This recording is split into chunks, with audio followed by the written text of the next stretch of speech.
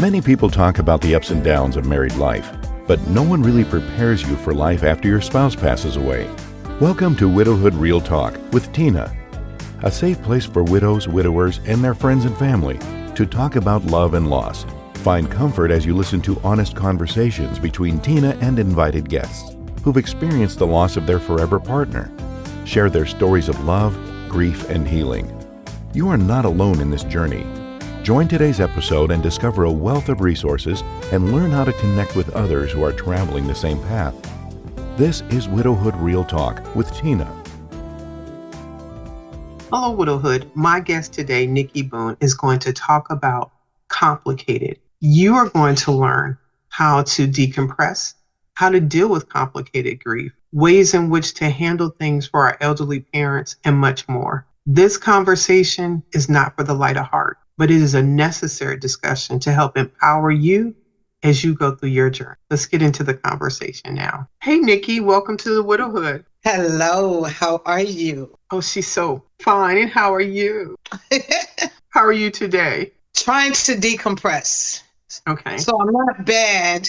I'm not 100% good, but I'm not gone. Okay. And that related to grief or just life? Life is life, and there's always grief. Mental health, not it's 100%.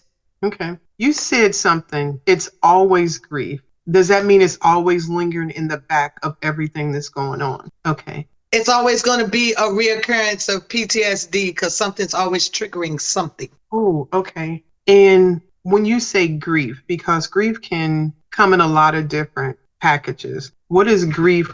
When you say that word, what is grief? What are you grieving? In my life, there's a lot of woulda, coulda, shouldas on so many different angles. Okay. And then there is the grief on the aspect of death, of unanswered questions, as well as death of the physical aspect of a loved one. Okay. So transparency was going to be part of this conversation. Who are the loved ones that you think of in relation to grief? Nikki? That's a broad question. Broad answer. I got to start with myself. Okay. And who after that? Then there's mothers. Your mother. And I say mothers because there are two in my lifestyle. Okay. There are fathers. Okay. In my situation currently, there is a mother-in-law. Okay. And there's a few other family members, but let's just leave it at that. It's most important. Those are a lot of names. Those are a lot of people that you've lived life that are no longer here. You also mentioned shoulda, woulda, coulda. What is a few of those? Who? Well, I'm trying to, how.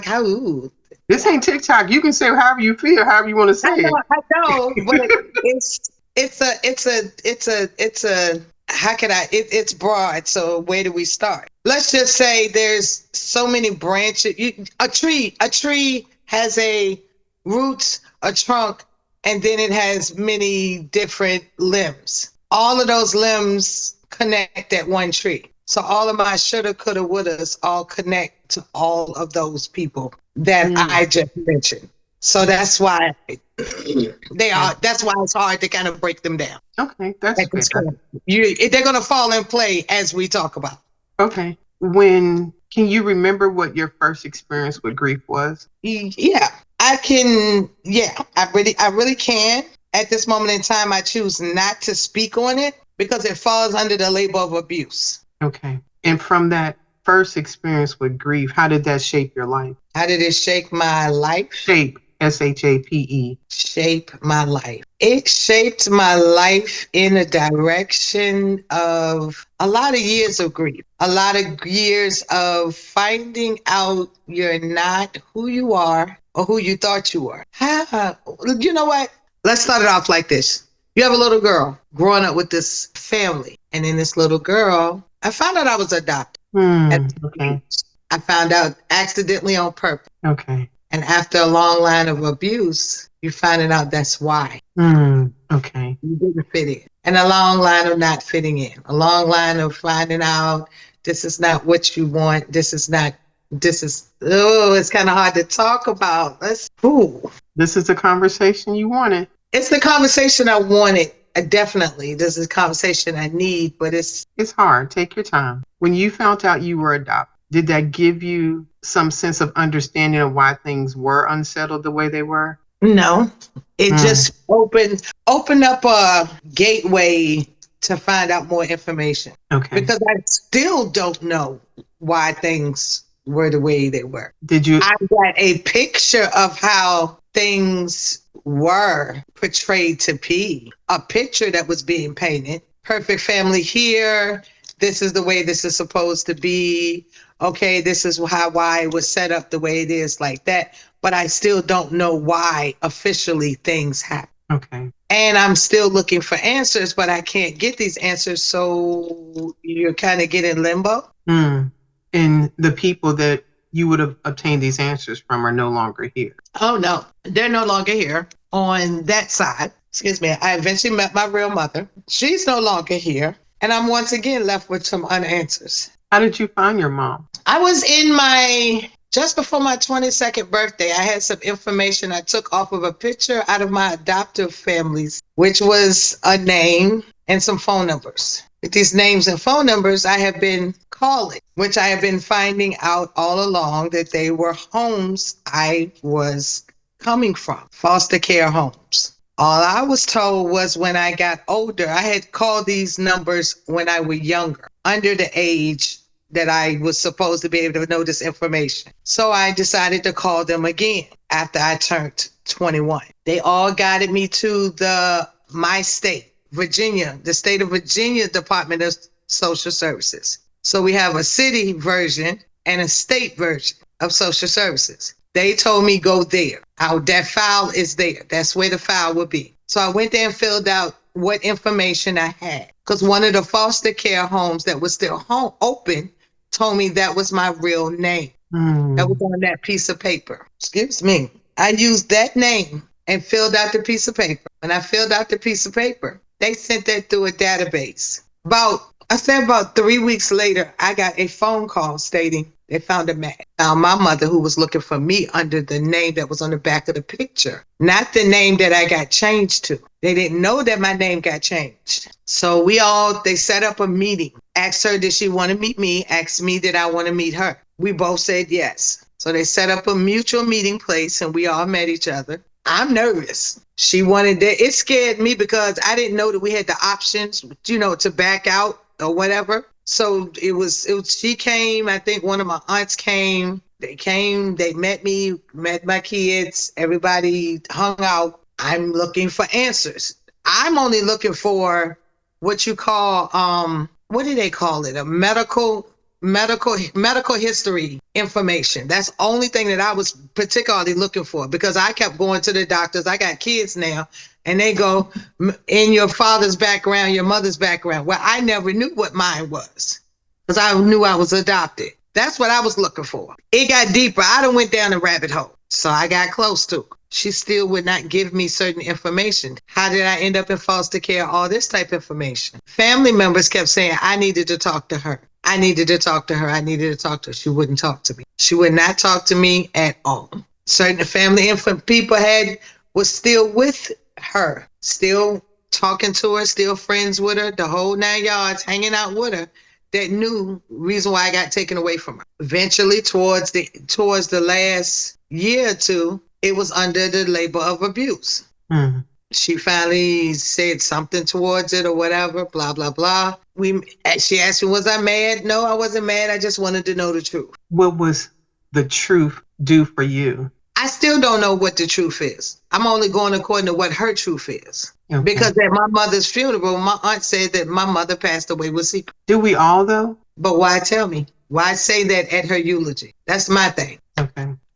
Your truth is your truth. You can sit here and tell me whatever you want to tell me. I have to believe it for face value, yes or no. And the same thing with me to you for face value, because it's my truth. It's your truth, right or wrong. But for somebody else to come and tell you as part of your eulogy to your face in front of everybody else, that statement, what are you thinking? It would haunt me. It's like I'm trying to, in this complicated grief that you've gone these years, at 22, if I heard you correctly, you finally locate your mother. You started having just this functional type relationship where you're trying to get data to make sure you can answer different things. And then you open up and draw closer to her. And you're thinking that some of those answers are starting to get revealed. And people that know the answer in this point of closure bring it back up to say you still don't have it all, nor will they release those answers for you. You talked about mental health. What has that looked like for you? Sometimes people use that buzzword, but it means different things for different. Mental health for me is literally being diagnosed with PTSD, bipolar 1, bipolar 2, anxiety, dealing with literally smells, sounds, triggering, being triggered. There's certain colognes now that you could tell that only came out through a certain generation. That, you know, that for us, there was only certain colognes that the guys wore that's not being worn now. A period of time, it brings you back. And if I smell it, I'm literally triggered. And it's only a certain age group of people wear it, that our parents were the ones that were wearing. Dracoff, certain smells, certain sound. I'm literally living this because of the abuse of every aspect of the word that I obtained. And thank you for being willing to be so transparent. You mentioned grief for yourself, and that is you're living in that grief from past experiences. And even though this may not be talking about the death of a person, if I'm understanding you correctly, you feel like there's a part of you that has died in this process in dealing with all these different. That, as well as losing my mother and my mother-in-law in the same year. Let's talk about that. Who passed first? Huh? Who passed first of those two My women? mother-in-law passed just before Valentine's Day. And what was your relationship with her? Oh, it was the cutest. She treated me more like a daughter than my mother. Either one of my mothers did. Okay. It was the cutest little relationship because it was she just was the cutest soul I've ever met. Just no matter what, she loved my husband. That was her only child, and the nature of their relationship would be I fall under the cutest little relationship I've ever seen a mother-son have. And I was low-key jealous of it, but at the same time, I was getting the same treatment, so I wasn't jealous of it. I just wish I had that relationship. A mother, nevertheless, my mother. Isn't it interesting where if we allow it, life will bring us what we need. You needed the love of a mother, and that door was open. You could have rejected her.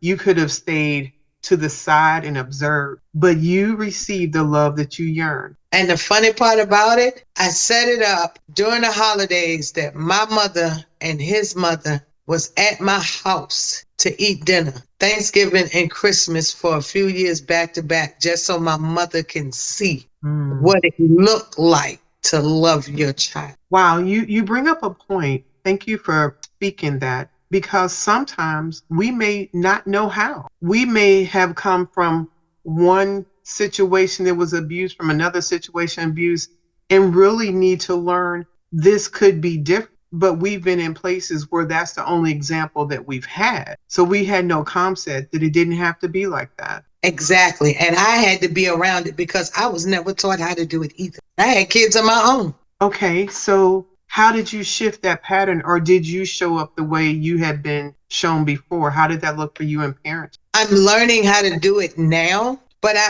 my kids had to sit down and talk to me and tell me, gave me that eye-opening conversation on how I did it. Yeah, it was an eye-opening conversation, but I did it the way I was taught, with the strong arm of the law, AKA by the adoptive family, the way they did me. But I wasn't as hard, but I was hard. You're going to do this my way, blah, blah, blah, blah, blah, blah. I raised them. I did it that way, and they didn't like it. But I did not do them as hard as they did me. Okay. So they all let me know, okay, I didn't like this, I didn't like that. So now the two that has kids, they're doing theirs differently. How is Grandma Nikki compared to Mama Nikki? But you know what? Grandma Nikki don't have to deal with what my kids did with the grandkids. You know, my grandkids actually love giving me hugs, where my kids didn't give me hugs. So let me ask a tough question. Was the lack of affection something that you grew up with in that environment, and that was something that you passed on to them initially? So the children sit down, they have a conversation. What does your response look like to what they're saying? How else could it be but to accept it and explain? Oh, girl, you could have went down and go, no, this is the way it is. There are other No, options you I could have couldn't. had. No, I couldn't. Because one, they were all adults. Okay. There wasn't children when they did this. They were all adults when they did it. Was it all together or individual No, conversation? there were individual conversations. So there was a lot of love expressed and choosing to happen. Yeah, and I didn't realize that they all were in touch with each other to discuss this. So how many different conversations does this look like? Honestly, it was 3 different out of 4 kids. It was 3 different conversations. Do you recall what you learned from those different discussions? Mm-hmm. And I enjoy it.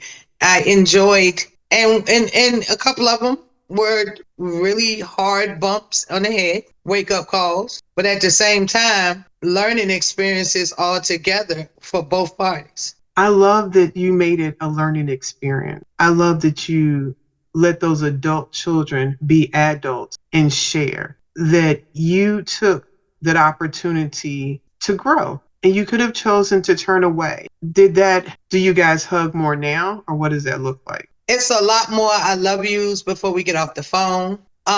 It's a lot more, I just called to check up on you to see what you're doing. It's a lot more random gifts. It's a lot more, I just wanted to know what you were doing today and I just see how you're doing. Do you recall about what age you were when you had these conversations with your children? What age I was? Yes, ma'am. This was just a couple of years ago. And so, about what age? Between 47 and 49. Thank I'm you. 50 now. And so, we still have the ability to change. We never get to a space where it's been like this and this is how it has to be. Exactly. We can choose to embrace the change. It may be difficult, but embracing that change gave an opportunity to have a better relationship with your children. If you were talking to somebody randomly in the laundry room and they were talking about how life hard was and they have to make changes, but they're afraid of change and they don't want to do it,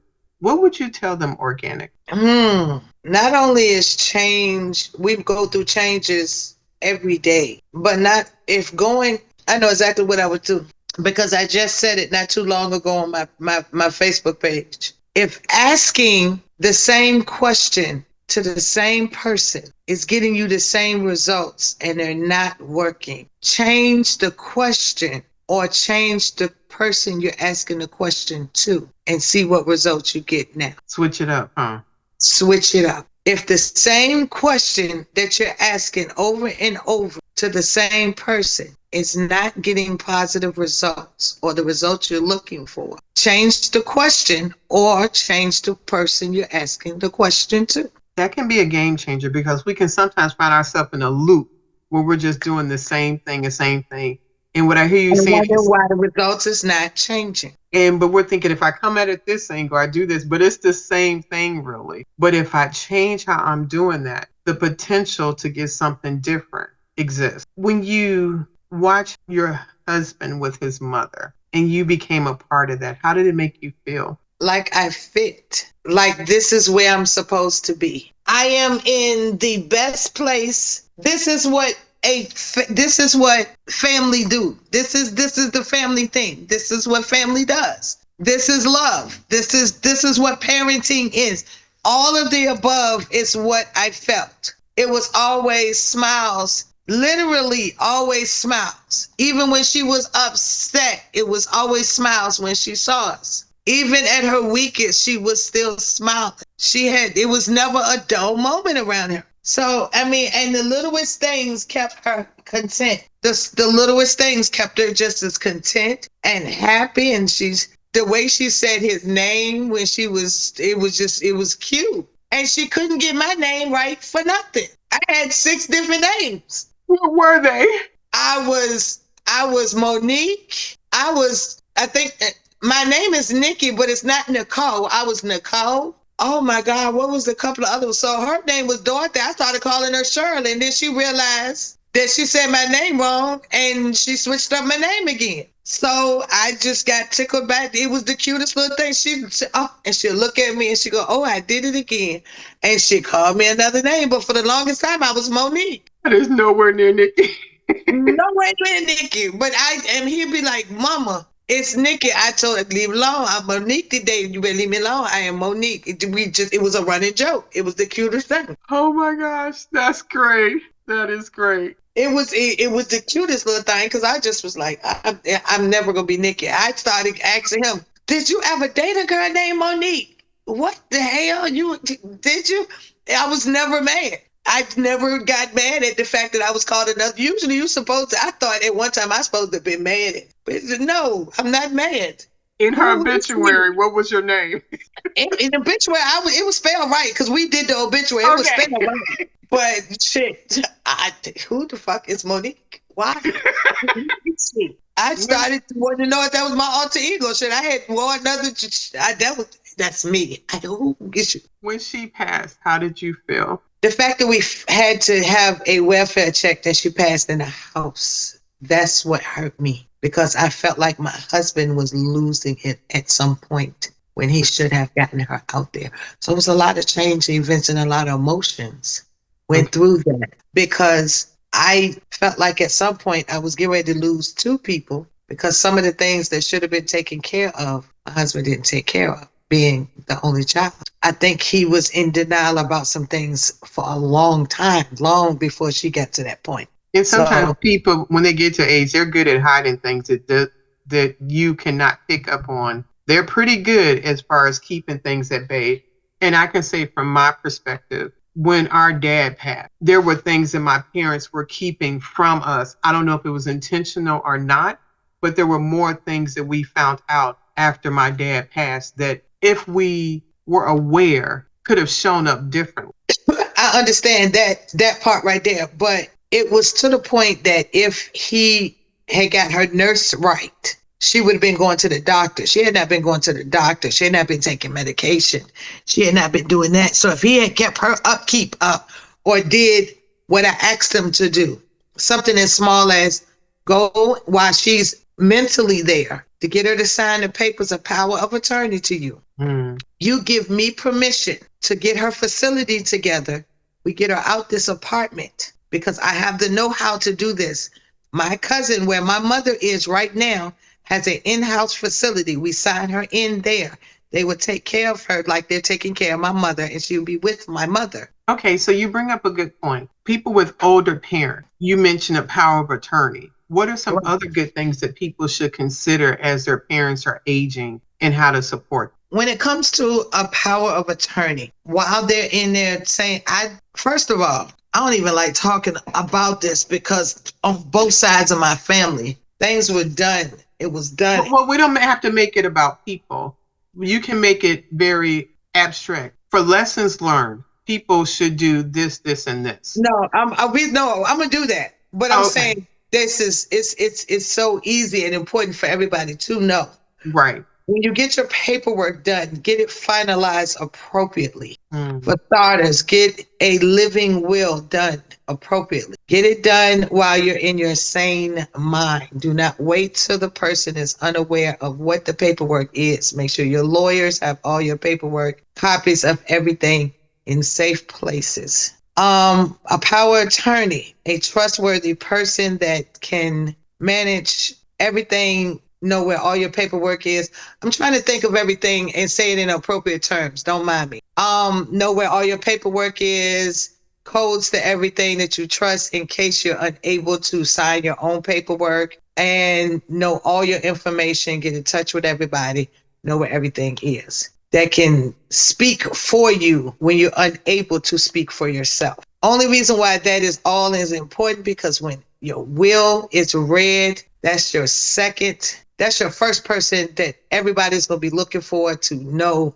anything, want to know anything. The problem you're going to have is when people, you know it yourself. When somebody passes away and somebody knows somebody got a little tinge of change, stuff get messy. Well, I'll say this. I know it from speaking to other people. That was not my lived experience. I'm glad it was not yours. I am so glad it was not yours. When my husband passed, I was the only woman he had ever been married to. So there was no one to challenge that. My husband and I have been together for 32 years. There was nothing my children were focused on, is mom going to be okay? Because we were living a life that we were knocking Abraham Lincoln's head off that penny. Like they just saw their parents being penny pinchers because we were saving and we were trying to prepare for when they were older, prepare people for college and stuff like that. So when their dad passed, they're concerned. Both my son was in the military, and then my daughter was leaving to go to the military shortly thereafter. So they were concerned about leaving me. Is mom going to be okay? Mom was fine. My late husband and I had a plan that when one of us were not here, how the other person would be postured to be okay. When my dad passed, I love my sibling. We operate as one unit sometimes. We can get on each other's nerves, but don't come up in this space. Like that's between us and this what's going on. But when my dad passed, my middle sister who lives next door showed up first in Chicago and started helping our mom find paperwork and different things like that. My mom has stayed home since I was 6 years old. So my mom had been a stay-at-home mom. Then once whatever my sister found out, she started texting to us what we needed to do to get things ready when we got there, because we knew that my mom was in Chicago when all the children came and grandkids came. We needed to facilitate whatever she wanted to do. And my mom, I want to say the second day my sister was there, she said, I want to move to Virginia where you and Tina are. And we had a phone conference, like, is this what you want to do? Because we knew that when we get there, we're going to be on action in doing stuff. And when we got there, we divided up responsibilities, who was doing what. My brother decided that he would stay in Chicago and finish up things. My now husband was watching my mom as we were doing the things she asked us to do, but watching it happen in a home she had been in for 40 years, I'll say, hard. And my husband said, I don't think your mom needs to watch. And I looked at her and I was like, I could see the distress as this has happened. And he was right. And so she told us what to keep, what not to keep. And my mom came back to Virginia with my sister and I. My brother stayed behind, I want to say for about a month. And he finished cleaning out the house and doing everything. And then I was responsible for selling the house. And my mom and sister lived right next door. And everything my mom needed to do, we were facilitating and giving and taking care of that. So the trust level is really high with my sibling group. So that's not been a concern about, we just wanted to make sure our mom was positioned to be well, to live a life and be comfortable. So, but I have heard a lot of stories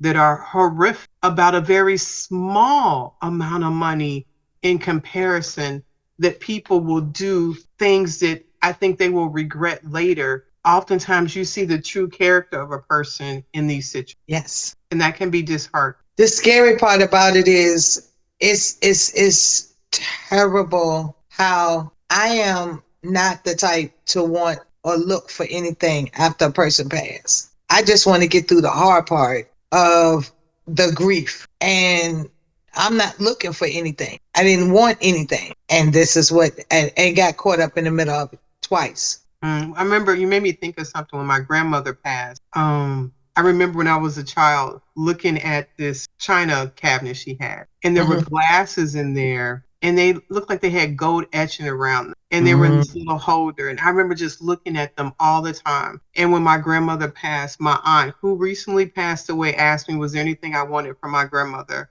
And I said two things. I used to just be in her jewelry box, just playing. And I knew it was all costume jewelry. I didn't care about something of any value. And those glasses. And to my surprise, one trip when I was in Chicago, she gave me the glasses and a container of all my grandmother's costume earrings and jewelry and stuff. And I'm glad for this conversation, because in the backdrop of my husband's death, I totally forgot about that jewelry. It's somewhere. I need to find that, because I need to pull some of those things out and wear them. And I have a sense of where they can be. But yeah, thank you for helping me remember that. That's what's up. That's what's up. But yeah, this is a grieving process, a process for me, and mentally and physically, emotionally too. What has been the most outward destructive part of your mental anxiety? Not wanting to be out in public anymore. How have you managed that? Still going to work in public because I can't find a work from home job. So the anxiety is high in doing that. Yeah. So you do it afraid, you do it hard. I do it hard. I do it very, very hard. I do it stressfully, but I do it. And so when you come home, what does that look like? A real hard decompose, real hard.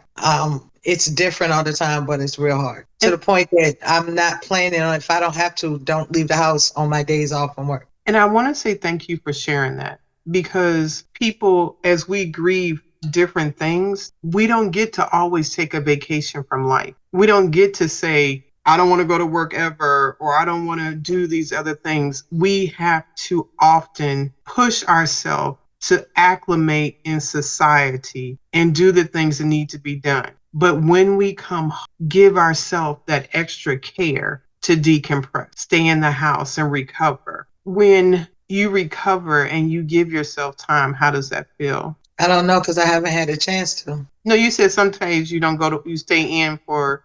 I'm doing it now, but the 2 days, a lot of times it's not enough. Mm-hmm. A lot of times it's not enough. It's a small reboot, but it's not enough. When you're working 2 full-time jobs and then you still around people, and it's more stressful because it's even more close quarters, and the different personalities and the different everything. And the first one, you're floating around people and you're around people, but you don't have to really be around people. And then the second one, you are right there close quarters with them, and you're around them at the worst time of day. It's the time they getting off work going home. So they've had a full day, you coming in and you dealing with it, and it's right there. Life doesn't use vacation, does it? So the 2-day vacation is not what it is. It's not enough, but you try to make it enough. So what do you do that you enjoy? It's not really much I can do. I mean, I'm talking about your arts and crafts, those things. You talk about the trades. That's our business. It's haven't even got to the point now. My page on TikTok, Nikki Boone 101. Those are the rolling trades. I'm looking for one set around. If it's one around me right now, it's not. Okay. But those, you got to get, you know what? We're not even going to call it a rolling trades. Well, I don't know what to call it, because there's some that looks like serving trays now up there. That looks like serving trays. So I don't know what you call it, a utility tray. I don't know. But there's some posters up there as well, but it's made out of resin. See how your face lit up talking about that? I mean, I guess because I perfected it now. I mean, it's part of my business. So, I mean, it is what it is. But I don't get time to do that. Oh my gosh. Okay, so you and your husband talk about the business that you have and what you guys do and specialize in. Okay, so my husband, J.B.Production7 on Facebook, he hand paints on clothes. I don't know if I can get it to come up on this. No, I can't. You can send me some pictures and we can put it in the blog.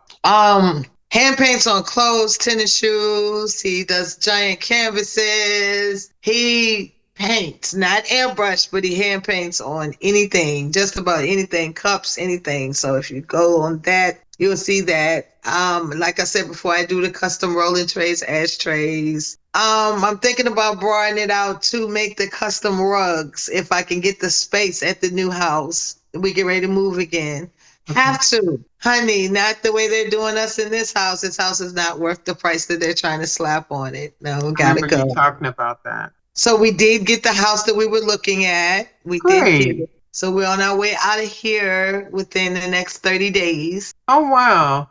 So we got to go. We got to faboose and get ready to move. So next time we see, or if we speak again, or if I go live again, which hopefully I will, we'll be in our new space. Okay, well, I think you live in, we'll talk later, but I'm going to be up in your area, so I wanted to try to connect. Really? I'm going to be up in Richmond area. A friend of mine who is a widow is having an event, and I'm participating in that.